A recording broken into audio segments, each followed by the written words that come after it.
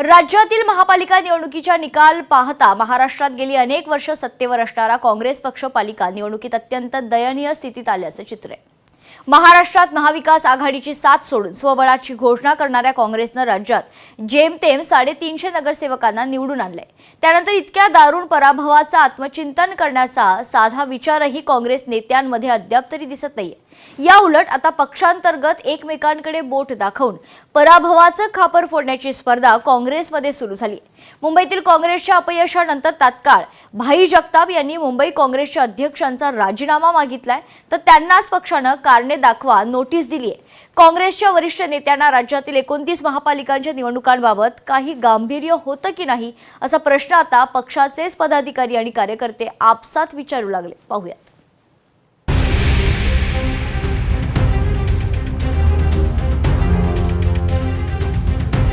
राज्यात काँग्रेसची पिछेहाट होऊनही पक्षाला गांभीर्य नाही। महाराष्ट्रात काँग्रेसकडे दमदार नेतृत्व नसल्याचं चित्र। राज्यात स्वबळाचा निर्णय घेणारे नेते निवडणुकीत दिशाहीन। काँग्रेसनं राज्यात जेमतेम 350 नगरसेवकांना निवडून आणलंय। लोकसभा आणि विधानसभेच्या निवडणुकांनंतर काँग्रेस पक्ष काहीसा मरगळलेल्या अवस्थेत गेला। स्थानिक स्वराज्य संस्थांच्या निवडणुकीत चांगली कामगिरी करण्याची संधी काँग्रेसला होती, मात्र ते होताना अजिबात दिसलं नाही। पक्षाचं राज्यस्तरीय नेतृत्व दिशाहीन झालंय का? पक्षाला आर्थिक बळ देणारा कोणीही नेता उरला नाही का? पक्षातील राज्यस्तरीय नेत्यांमध्ये कोणाचा कोणाशीच मेळ नाही का? असे अनेक प्रश्न आता काँग्रेसचे कार्यकर्ते आपापसात विचारू लागले। राज्याच्या पक्षीय नेतृत्वानं दिल्लीतील हायकमांडला निवडणुकीसंदर्भात विश्वासात घेतलं नव्हतं असा एक आरोप आता प्रदेशाध्यक्ष हर्षवर्धन सपकाळ यांच्यावर होऊ लागलाय। काँग्रेस वरिष्ठांनी घेतलेले निर्णय बदलण्याची ताकद काँग्रेस वर्किंग कमिटीकडे असते। त्या समितीत महाराष्ट्रातील 4 सदस्य आहेत, मात्र त्यातील एकाही नेत्याला महापालिकेत स्वतःची ताकद दाखवता आली नाही किंवा त्या नेत्याने तो उत्साह दाखवला नाही।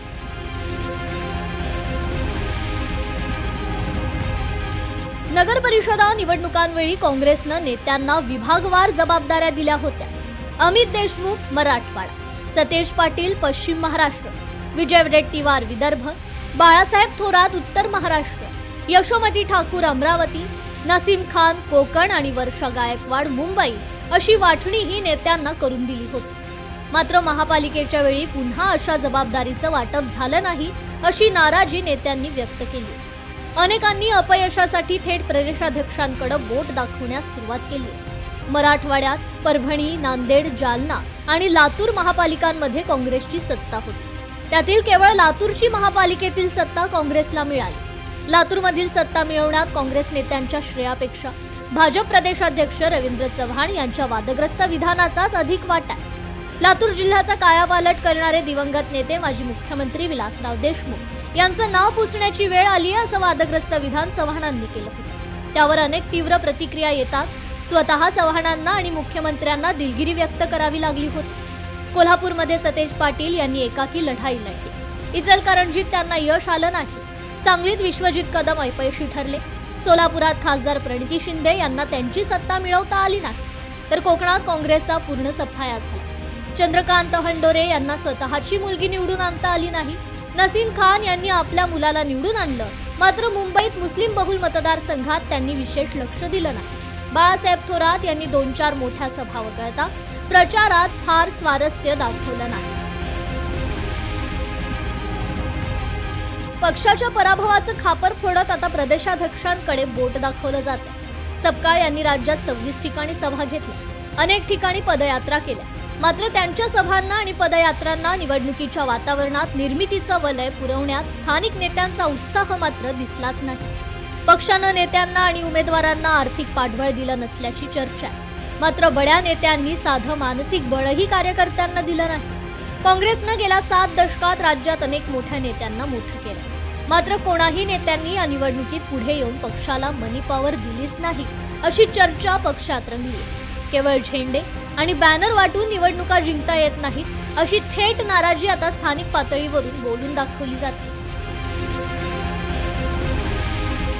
राज्यातील निवडणुकांसाठी देशपातळीवरचा एकही नेता महाराष्ट्रात प्रचाराला आला नाही। मुंबईत काँग्रेसने एकही मोठी जाहीर सभा घेतली नाही. मोठ्या नेत्यांची सभा घ्यायची तर त्यासाठी काही लाखांचा खर्च येतो. हा खर्चाचा भार कोणी उचलायचा यावरून पक्षात कोणीच पुढे आलं नाही. पक्षानेही त्यांच्यातील दिग्गजांना ही जबाबदारी दिली नाही. त्यामुळे राज्यात कुठेही पक्षाच्या मोठ्या सभा झाल्याच नाही.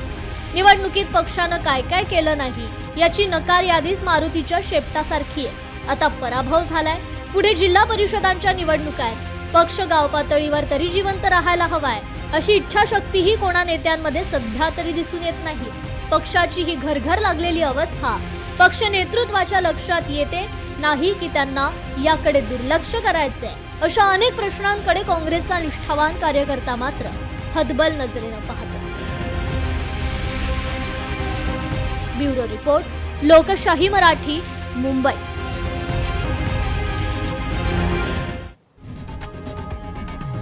लोकशाही मराठी ऐका, पहा, जागरूक रहा.